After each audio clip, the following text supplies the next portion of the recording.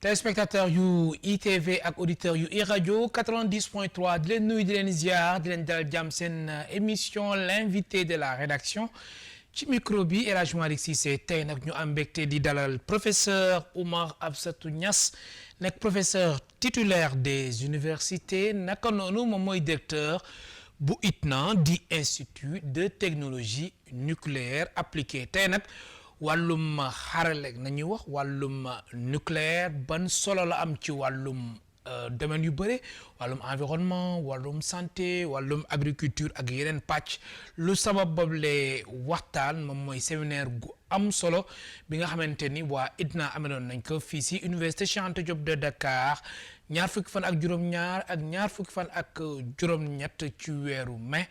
naka noonu mu nekkoon ci teewaayu ay kilifa yu bëree ambassade bu Corée naka noonu aussi nekkoon si teewaayu docteur Abdourahmane Diouf nekk ministre de l'enseignement supérieur fii ci Sénégal de la recherche et de l'innovation. Oumar Absatou Niass nekk directeur de l'ITNA ma lay dalal jàmm ci plateau l'invité de la rédaction fii ci ITV. Merci Hadj Malick Cissé maa ngi nuyu sa téléspectateurs yëpp ak sa auditeur 90.3. fas yéene waxtaan ak yéen ñëw fii. sawar lool si aussi li nga xam ne invité ngeen ñu ko parce que suñ journée yi da ngeen si wax dëgg yàlla taxaw ngeen si taxawaay bu mat sëkk bu nga xam ne bi ngeen xamee li nga xam ne moo ñu yëkkati rek def ngeen ko seen yi fi bopp donc ñu ngi ñooy téléspectateurs yi di ñuy kilifa gi nga xam ne mooy Alassane un frère un ami de longue date d'ailleurs alors bëgg nag tey ñu waxtaanee si di lu gàtt li nga xam ne mooy solo si sunu séminaire bi nga xam ne wootoon nañ ko wax dëgg téeméer kàngam yi uy suñu si ndigalu sunu recteur di sunu kilifa le professeur Alioune Badara Kandji ak le ministre de l'enseignement supérieur docteur Abdourahmane Diouf. Très bien. Alors, professeur Oumar Absatou Niass, professeur titulaire des universités, directeur de l'Institut de technologie nucléaire appliquée ñu koy wax ITNA mooy tey suñu gan si émission l'invité de la rédaction fii si ITV ak iRadio 90.3 si Dakar. Alors, professeur laataa ñu koy faram-fàccee di ko yaatal bu baax a baax est-ce que mën nga dellusiwaat si séminaire bi nga xamante ni séminaire bu mucc ayib la bu am solo bi nga xamante ni moom ngeen amaloon fii si université Cheikh Anta Diop de Dakar le 27 ak le 28 mai solo gi lan la woon. jërëjëf Hadj Malick wax dëgg am na solo lool séminaire bi te lu taxoon ñu wax ne dañuy def séminaire pour la promotion béral li nga xam ne mooy application pacifique du nucléaire. ndaxte dañ jàpp ne même ñi nga xam ne ñu ngi fréquenté université sax wax dëgg ITNA taxutoon ñu ràññee ko lool. xamuñu woon si lan lay yëngu te nucléaire te am dégg-dégg boo xam ne nii. wax dëgg yàlla képp ku dégg nucléaire rek sa xel day dem si bomb. alors te boobu bu baax da ngay wax dëgg tamit parce que wax dëgg yàlla si dans le passé ba léegi nii nekk na loo xam ne gintuwaay goo xam ne dañuy def ak moom. waaye wax dëgg yàlla am lu ñu war a maîtriser la waaye njariñam nag nekkul nag si bomb kese ñu ne comme nit ñi xamuñ ko lu dul si bomb ñu ne nañuy ubbi suñuy bunt nañ def promotion boo xam ne dañuy wax li nga xam ne mooy njariñi technologie nucléaire si le Pacifique te nga nekk Pacifique nga nekk li nga xam ne wax nga ko léegi muy si wàllu paj mi di si wàllu mbay mi di si wàllu environnement bi di si wàllu sécurité militaire anam yu bëri fànn yu bëri yoo nga xam ne ni fasantikoo la technologie bi avancé koo xam ne dañuy utiliser technologie nucléaire ñu war koo wax ak ñi nga xam ne ñi ngi yëngatu si loolu ñu invité leen def ko sous forme de panel accès bu nekk ñu indi si ay kàngam yoo xam ne ñi ngi si liggéey moo xam ñu utiliser si seen liggéey technologie nucléaire moo xam ñu ñàkk koo utiliser ñu dajale leen wax dëgg pour waxtaanee ko mu nekk lu am solo ñu demandé parrain ambassadeur Corée mu nangul ñu ko ñëw teewaay bu rafet le ministre aussi pareillement ñoom ñëpp ñu ñëw ñu bokk activités yi ak waxuma nag les panélistes nga xam ne am na ay collègues université yëpp daanaka teew nañ l'université de Bambey par excellence ñëw nañu waa université Thiès ñu ngi fa woon. wax dëgg structure yi lu mat 50 structures yoo xam ne ñoom ñëpp ñëwoon nañu. la FAO était là-bas ñoom ñëpp ñu ñëw mu nekk loo xam ne waxtaan yu am solo. ci sécurité alimentaire ci impact environnemental. ñu indi ñi nga xam ne ñu ngi koy dund mi maire yi collectivité locale bu mel ni Taïba Ndiaye. nga xam ne phosphate bi foofu lañ koy extraire. lu mel ni Ngoundiane le maire nga xam ne xeer yi nga xam ne yu ñuul yi nga xam ne moom la ñuy defaree goudron yi foofu lañ koy jëlee mi notre ami honorable député Mbaye Dione ñoom ñëpp ak le défenseur des consommateurs ñu mel ni Momar Ndaw teew ñu au structure yëpp pour ñu waxtaan wax dëgg li nga xam ne lu am njariñ ci askan wi la. loolu mooy solo yi ci daje bi ci ñaari fan ñu def ko. alors ngeen def ko ci ñaari fan loolu yëpp di wane ni solo bi nga xamante ni nucléaire am nga ko alors wax nga ko sànq nga ni nucléaire am na solo ci ay fànn yu bëri wàllu wér-gu-yaram wàllum mine wàllum santé wàllum industrie wàllum agriculture wàllum environnement wàllum sécurité alimentaire ak ay pàcc yu bëri alors d'abord ñu tàmbali ko ci wàllum wér-gu-yaram ban taxawaay la nucléaire am ci fànn boobu la. waaw nucléaire taxawaay boo xam ne bu am solo la ci nekk surtout paj mi nga xam ne feebar bi nga xam ne mi ngi lëmbee fi mu toll. ñu koy tudd ay 12000 cas jëm 13000 cas mu nekk loo xam ne feebar boo xam ne la bu métti la mu ngi koy wax cancer. mu bokk ci ñetti paj yi nga xam ne. cancer am na ko. muy chimiothérapie muy radiothérapie ak chirurgie boo jëlee nag li ñuy wax radiothérapie nga xam ne mooy paj bi nga xam ne. paj bi chimiothérapie la donc ay médicaments yu ñu lay yooyu consommé la ñu la koy defal ci sa yaram te tumeur cellule ay cellules yoo xam ne la cancer dafa am yoo xam ne feebar boo xam ne la ci cellules yi lay nekk cellule mooy li nga xam ne moo bokk nekk di yaram bi di organisme cellules yooyu nag bu ci amee benn bu am tumeur fay mën a wàllaate mën a dellu gaaw daal voilà léegi nag feebar yi nag ci loolu wàllu docteur la ak diagnostic dalee ko ci diagnostic mooy imagerie parce que nit bala ngay faju dañ lay dem yóbbu la ci ngay dem def consultation ñu xool sa yaram xool bi nga xam ne moom la ñuy wax rajo muy scanner muy imagerie dans ensemble li nga xam ne moo koy def lépp base bi physique la parce que waa médecine nucléaire ñoo koy def d'ailleurs bokkoon nañ ci may nuyu de passage mon ami et collègue le chef de service de la médecine nucléaire professeur Boucar Ndong nga xam ne wax dëgg yàlla ñëw na bokk ci panel yi surtout panel bi nga xam ne mooy le nucléaire et la santé. alors mu ñu nekk taxawaay boo xam ne ci diagnostic bi la ñuy commencer ba ci paj mi dañu utiliser nucléaire parce que ñi nga xam ne dañuy diagnostiquer rayons X yi ñuy utiliser pour mën a génnee li ngay xam ne moom ngay wax ne am naa rajo ku dem di faju da ngay njëkk a def rajo boobu c'est la physique qui est derrière. Oui. alors nga ñëw si buñ ko xasee ba circonscrire li nga xam ne mooy feebar bi quelque part buñ jëlee lu mel ni radiothérapie nga xam ne si faj yi gën la bokk da ngay gis ne physicien foofu lay intervenir ce qu'on appelle les physiciens médicaux nga xam ne wax naa que sama yoon bi passé bon on parle sax de physiciens nucléaires mais physiciens médicaux la. on les appelle des physiciens médicaux. ñooñu si hôpitaux yi la ñu nekk. ñi nga xam ne ñu ngi def radiothérapie ñoom ñooy jiitu si faj mi lépp luy dosimétrie lépp luy calcul faj mi pour mu am ñoom ñooy def lépp ñooy de l'équipement matériel bi ñoo ko yore ñooy calculer dose bi ñooy def logarithme yi ba nga xam ne parce que faj mi externe la donc dañ lay envoyer benn faisceau mu traversé dem rey cellule bi te cellule bi dafa nekk ak yeneen i cellule donc liggéey boobu ñuy circonscrire yëpp li ñuy wax les physiciens médicaux ñoo koy def donc ña nga Dalal Jàmm ñu ngi Touba ñu ngi si la structure privée qui est à Wakam donc ils sont au nombre de 4 Sénégalais et 5 au total donc loolu rek lañ si am loolu rek lañ si am mais est-ce que nekkul chiffre bu gàtt est-ce que loolu néewul par rapport ak enjeu yi ak solo gi nga xamante ni wér-gu-yaram am na ko. lu gàtt la ñun nag dañ ci am wàll parce que formation boobu. ñun lañ ko séddee mooy institut bi. depuis sa création le 3 juillet 1980 moom moo war a former les ressources humaines moo xam ni physiciens médicaux moo xam danañ si dem mi radioprotection mooy personne compétent en radioprotection mooy ñi nga xam ne fépp foo xam ne nii dafa am rayonnement ionisant parce que rayonnement ionisant dafa nekk loo xam rayonnement boo xam ne li nga gis rek bët dafa am fu mu yam pour nga gis couleur ak li ngay gis dafa am fu mu yam li nga sa gisin dafa am fu mu yam am na loo xam ne mënoo ko gis te terul ne am na te loolu ay rayonnement la rayonnement yu bon yu si ëpp yu gën a bëri mënoo koo moytu looy gis ngay moytu mais loo xam ne mënoo koo gis loolu mënoo koo moytu moo tax fi mu am da ngay gis ne si biir hôpitaux yi wax dëgg dañuy am ay zone yoo nga xam ne réservé yoo xam ne dañuy aaye ñi dem fa wala ba dañ fay dugg am na yoo xam ne da nga ko sol dañ la koy solal pour nga dem fa source yi fu mu am dana am loo xam ne mur yoo xam ne tey loolu la war a obéir à des normes ñu am nag l'autorité de réglementation yoo xam ne moom mooy veiller si loolu parce que source ionisant yi ma lay wax nga xam ne ni mu amee njëriñ noonu la mën a faagaagale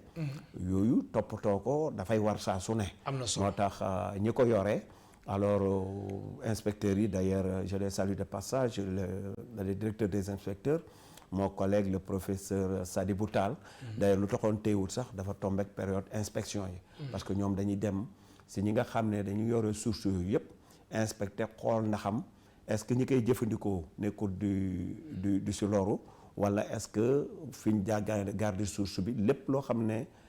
sûreté ak sécurité nucléaire am na si rek ñoom ñoo amee sañ-sañ boobu di ko saytu. Très bien alors wàllu wér-gu-yaram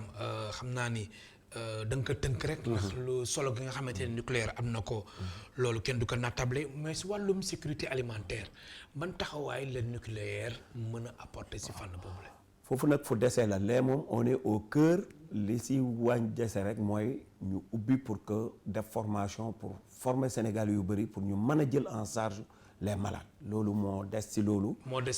si wàllu wér-gu-yaram parce que ñun comme li ma lay wax 5 yooyu dañ ko war a multiplier te loolu buñ koy am sax ay yaa moo ñuy jox benn ñaar ñett des fois donc wax ko gouvernement bi autorité yi ñu wan leen ne lii kat lu am solo la. te ñi nga xam ne tey dañ leen yóbbu ñuy former am na ay formateurs ay experts de l'AIA yoo xam ne ñoom dañuy dem di former donc ñu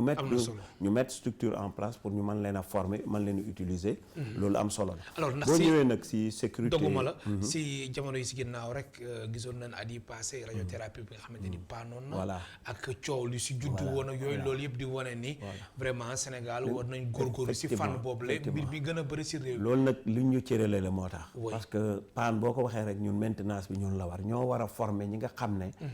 ñoo koy utiliser mais ñi nga xam ne tim ñoo koy defar bu paane it ñun ñoo ko war a former bu ñu wax former nag mooy yow yaa koy accueillir parce que tim réglementation dafa am sur le plan mondial ñu koy wax l'AIA l'agence internationale de l'énergie atomique. ñoom lépp loo xam ne di am accord ak gouvernement yi di man am ay projets régionaux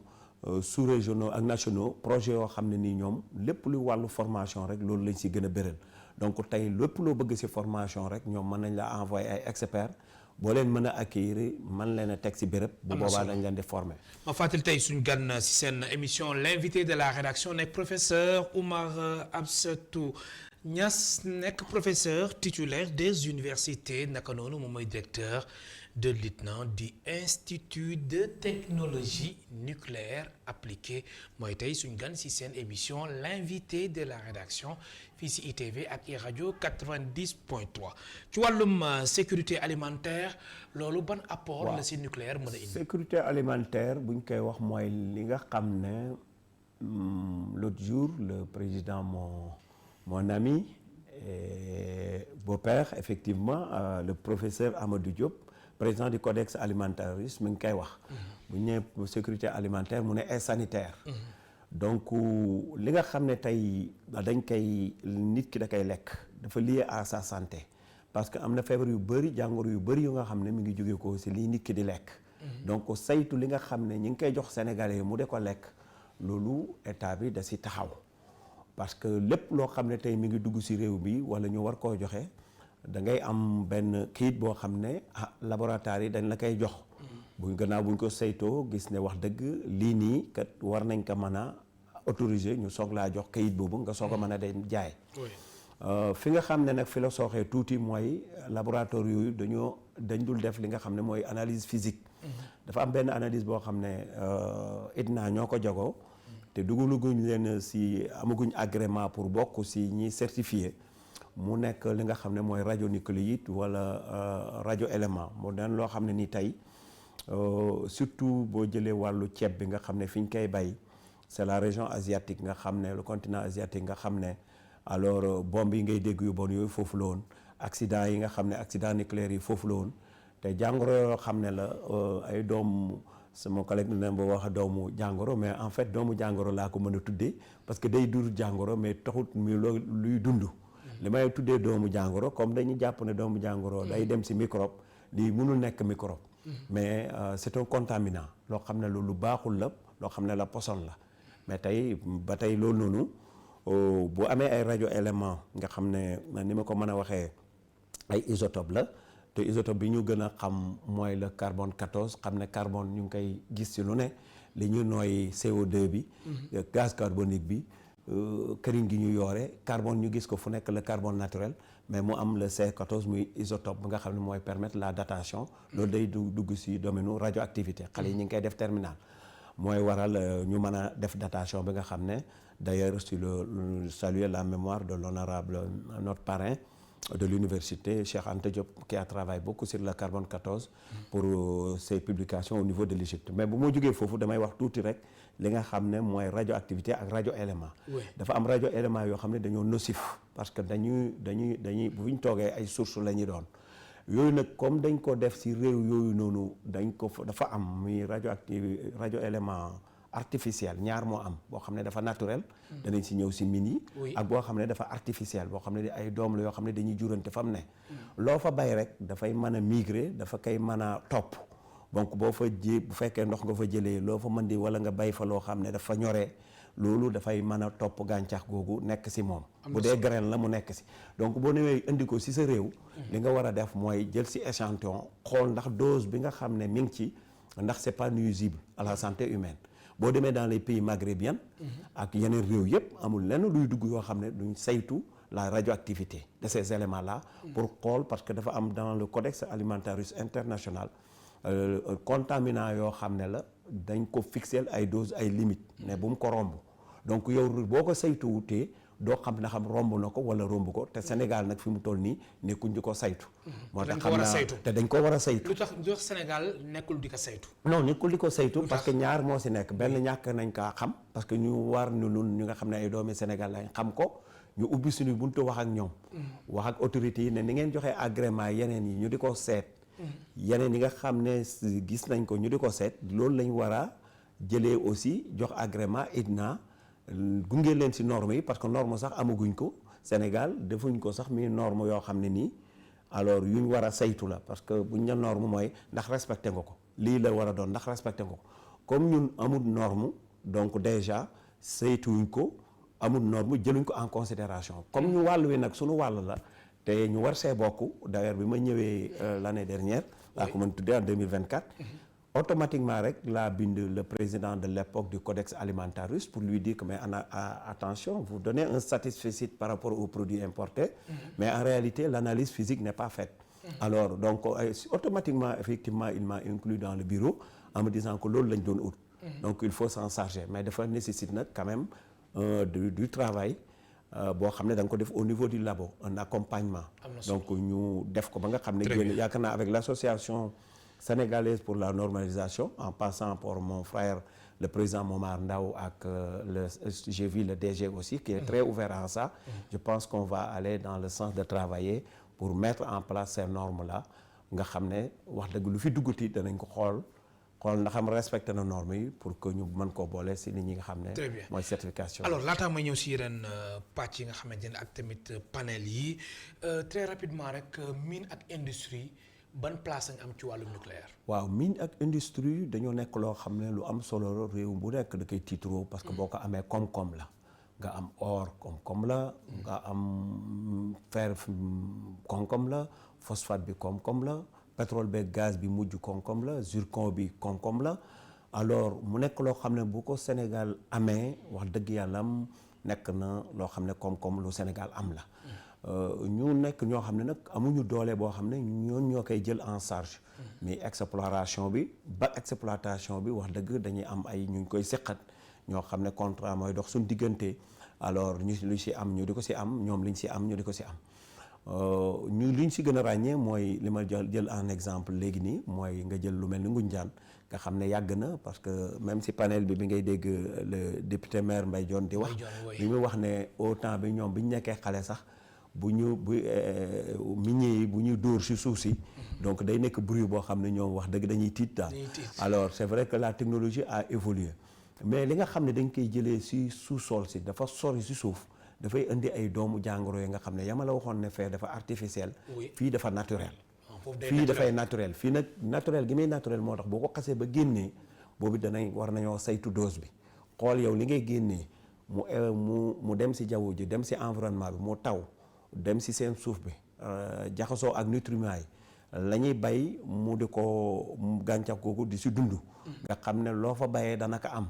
loola dañ koo war di natt di xool ndax am dépassé wut les doses normales yi nga xam ne c'est accepté par le codex alimentaire loolu nag lu am solo la loolu nag Sénégal ne ku di ko saytu moom fi mu toll nii. mais Sénégal yu saytu bëri na de. waaw loolu yëpp tolluwaay bi la ak te lépp loo nga xam te ñu ni daf ñu war parce que buñ toogee rek fi ñu toog xam li ñu xam. li ngay moytu dafay fekk nga xam ko kenn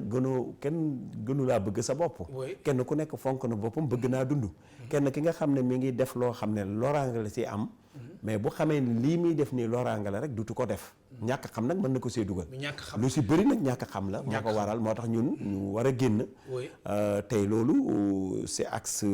si mission université la bokk service à la communauté. li nga xam ne nii wax dëgg yàlla xam-xam la boo xam ne mi ngi si suñu laboratoire ñu xam ko ñu génne ko tasaare ko autorité yi tim aide à la décision ñu mën a jël ay décisions yoo xam ne conforme ak l'intérêt des populations. Alors si seen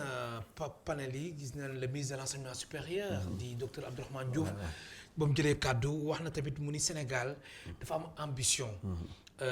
d'être un hub incontournable du nucléaire civil, du numérique et du spatial en Afrique de l'Ouest. mais man lu ma jaaxal si loolu mooy yow li nga fi souligné am na ay pàcc yi nga xamante ne Sénégal commencé gu ko saytu alors ëpp incontournable boobu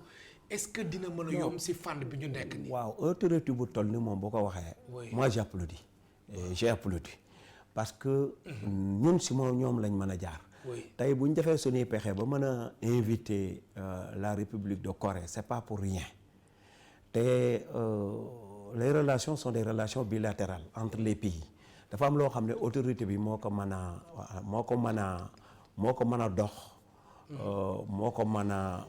a dox tëral ko mu soog a am bu fekkante ne ministre bi jël na nucléaire te moom effectivement te daje nañ Vienne. alors te dañ ko wax ñëwal rek mu ñëw avec ses préoccupations donc li mu wax noonu am na fu mu ko toll. te it waaw am na fu mu ko teg parce que li ñu am si experts yi nga xam ne ay yaay ñu ngi leen di utiliser. alors ñoom moom bu jëlee engagement boobu. na ma ko wax waxtaan seeg président waxtaan seeg son premier ministre. wan leen Sénégal lim si am si ressources humaines. ak li nga xam ne war nañ ko see taxaw donc avec ñi nga xam ne mooy partenaires yoo xam ne ils sont prêts. À nous accompagner parce que wax ne Corée wax le centre d'oncologie de Diamniadio wax notre ISEP de Diamniadio yooyu yëpp c'est par la coopération nga xam ne bëral na ko ci discours am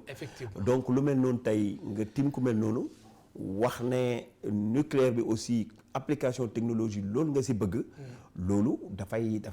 nekk lu mën a ne parce que am nga kon jàpp nga ni lu mën a nekk la parce que fi ma koy teg mooy da ngay am accompagnement parce que ñi dañ lay déglu lu mel ni ay Sénégal bokk ci day déglu Sénégal ci loolu te sawar ci lool xam nga li ma donc partenaires yi nga xam ne ñu ngi yore technologie te pour que nga mën a suivre li ñuy def suñu industriels yi dañ ñoo raw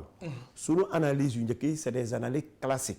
nit ki mënul tey di def dans le produit di utiliser des technologies de dernière génération yow mi koy contrôler nga nekk ci des technologies classiques donc li mu wax noonu am na fu mu ko teg te yaakaar naa ne loolu mooy ittee ñi nga xam ne mooy gouvernement bi parce que ñu dem dabaatal ñi nga xam ne dañ leen a bàyyi ñuy utiliser suñu dëkk technologie bi ñuy utiliser pour ñu am contrôle bi ak suivi bi ñu nit ñi ñuy former nañ leen former à la hauteur de cette technologie là. alors fi mu wax foofu la ko teg. alors ma fàttali suñu mbokk téléspectateurs yi tey seen émission l'invité de la rédaction di dalal professeur Oumar Absatou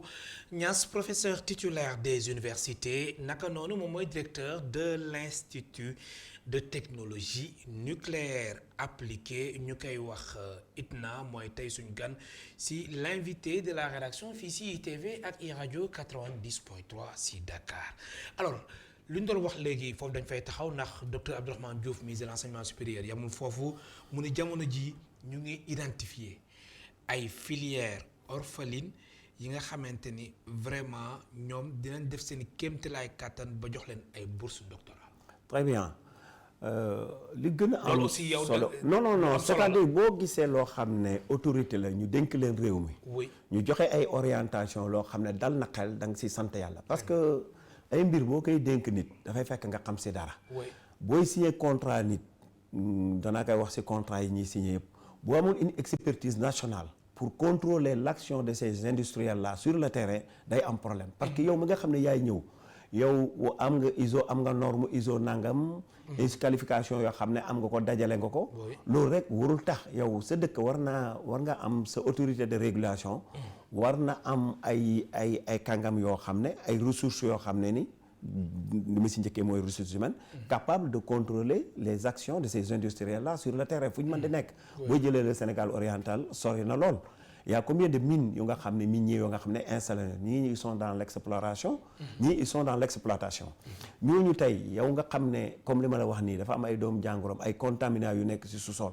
donc fa ñuy jëlee sous-sol bi di ko xëpp si kii bi si environnement bi te ay nit dëkkoo ko loolu yow war ngaa am ay nit ñu doy ñoo xam ne war nañu mën a contrôler loolu say personnel compétent pour la radioprotection ma ñëw foofu nga xam ne autorité de réglementation bi day dane kuy utiliser source ionisante mooy li ma la wax noonu source yoo xam ne mooy source yi nga xam ne dañuy dégager ces rayonnements là avec ces particules gamma ak bêta wala alpha yooyu noonu tey dañ war a tofal ne képp koo xam ne yaa ngi koy utiliser rek war nga am un personnel compétent en radioprotection mooy koo xam ne la ñuy utiliser moom dana am xam-xamu nu ñu koy saytoo ba nga xam ne fu mu mën di toll si loraanga dana ko xam mais tey d'ailleurs si je prends l'exemple de nos collègues médecins daf ñu bëri dañ bëgg être dans le privé dem ubbi seen clinique tey teg seen i rajo seen i cancer yoo xam ne nii scanner du moins yoo xam ne nii équipement yi utiliser yëpp dafay am vraiment source de rayonnement ionisant te loolu donc war nañoo gën a mën a dooleel ARSN mooy autorité bi nga xam ne en charge de cela gën leen a dooleel si en ressources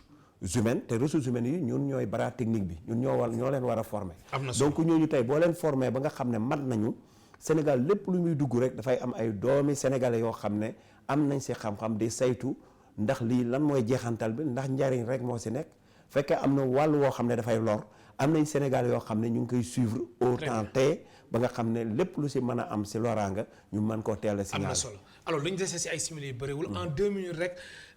nga wax ñu tuuti si ITNA di institut de technologie nucléaire appliquée lan nga ñu mën a wax ci boobu la institut en tant que tel. mission lépp lu ma fi tudd rek mission ITNA moom mooy moo war a former les ressources humaines.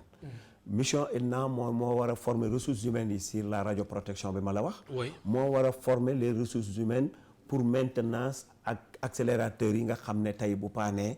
kenn xamul suñu maladie fu ñu jëm. loolu noonu nag loolu ITNA la war. moo tax ITNA xam na ko jël na ko en charge ñu ngi élaborer suñu plan stratégique boo xam ne dans 2 semaines on a avec un cabinet. on a les ressources parce que suñu panel yi jël nañ si ressources yoo xam ne macha allah ñi ñu wax nañu seen xalaat. ñu dajale loolu sous forme de questionnaire. on a un plan on travaille avec un cabinet incha allah dans 2 semaines 3 semaines danañ am le plan stratégique. ITNA mooy ñun ñoo war a former Sénégalais yooyu ma la wax ne. dañoo war a am xam-xam. dañu ouvrir tamit sur le monde oriental loolu it lu mu gàtt gàtt danaa la ko wax. parce que ñun la langue n'est pas une contrainte xam-xam la ñu ut. xam-xam làkk boo ko wax lam doo la doo. xam-xam la. du xam-xam bi du français du anglais du arabe du olof du séeréer xam-xam la. lépp loo fopp foo ko mën a jëlee ak ku la ko mën a yombalal nañ donc le fait que ñu xool benn bërëm suñu réew yi dañoo yàgg di xool dans le monde occidental te réew yi nga xam ne c'est le Moyen-Orient ñoo nga xam ne nii c'est les pays asiatiques ñooñu dañoo nekk ñoo xam ne technologie boobu kenn rawule seen moo lu mel ne la Corée donc ñooñu noonu tey sénégalais ki nga xam ne day ñëw indil la bourse indil jël say étudiants yóbbu la teg leen dans un bon environnement former leen indil delloo si la ko pour mu amal la njariñ kooku yaakaar naa war nga koy jox loxo. il y a plus de contraintes de langue fépp foo dem traducteur yaa ngi fi. intelligence artificielle mi ngi fi. loo wax si sa téléphone bi laa ko boo mën di wax boo dégloo sa téléphone bi mu wax la ko si li nga dégg. donc langue bi moom warut a nekk contrainte. très bien si tënk plan stratégique bi. lan la war a mën a indi si doxalinu ITNA. dafa am fu mu aju. moom mi ngi aju si agenda 2050 aju si plan de stratégique national. vision Sénégal 2050 aju si plan bu université. si plan université lañ ko jëlee mu nekk vision mu nekk ay orientation xam ne recteur bi mu ñëwee dajale nañu jox ñu seen orientation link boobu yëpp si lay jógee ba nga xam ne ñun wàll wi nga xam ne mooy formation filière yi nga xam yu bees yi nga xam ne war nañ koo former. fonction de service yi nga xam ne war nañ koo taxawee nga xam ne mesure yu bëri ñu ngi ñuy xaar muy si gamma bi muy si XRF bi muy métallurgie yi àgguñu foofu waxtaan bi waxtu wi moo gàdd ba dugguñu foofu yooyu yëpp ñu ngi ñu see xaar naka lañ koy mën a linker ba dans un plan dans une durée de 5 ans ñu mën a def ñu mën a teg ay formation yoo xam ne lii Sénégal di xaar si ITNA université di ko xaar si ITNA nu nekk nu transversal du nekk ITNA nag parce que ITNA travaille avec presque tous les laboratoires parce que ñi nga fa nekkoon ñi nga fa gisoon yëpp kenn ku nekk yaa ngi si sa laboratoire mais li ngay utiliser nga wàllu agriculture nga xam ne moom laa waroon a jiital nga dem environnement tamit waaw waaye agriculture bi ñun comme day doomi baykat lañ dañ koy soxla parce que érosion bi ak nutriments yi parce que dañuy soxla tout le temps engrais xam cartographie sol bi parce que tey bu ma la joxee la may joxe exemple le triple 15 bi ñuy def si maïs bi sama mbokk yi xam ko mais 15 mais foo dem boo demoon Casamance nga dem Bawol nga dem Fouta nga dem Kaolack bi ma dëkk fépp loolu la ñuy utiliser ne moom pour maïs bi la alors que yow sol bi ngay dolli en nutriments donc la cartographie physique des sols doit être faite donc cartographie bu mën di am la cartographie physique moo ko gën te boo xasee ba am cartographie bi da ngay xam ndaxam Casamance ndax NPK bi azote beeg phosphore beeg potassium bi lan moo si ëpp lan la manqué nga jox ko dégg nga waaye doo boole yëpp rek joxe moo tax ñun li nga xam ne moo ñu si war wax ak autorités yi aider à la décision ñu defaat une cartographie des sols sol bu nekk ñu xam la nga xam ne moom la manqué la nga xam ne am na ko la manqué ñu jox ko am na solo professeur maa lay gërëm baax di la sant waaw man maay ki nga xam ne maa lay jërëjëfal encore une fois ne liggéey bi ñoo ko bokk am ngeen si wàll il faut s'y intéresser wax dëgg yàlla am lu am solo la pour population xam ko pour approprier les technologies pacifiques du nucléaire. Très bien di la gërëm baax di la sant tey nag suñu gan si émission l'invité de la rédaction fii si ITV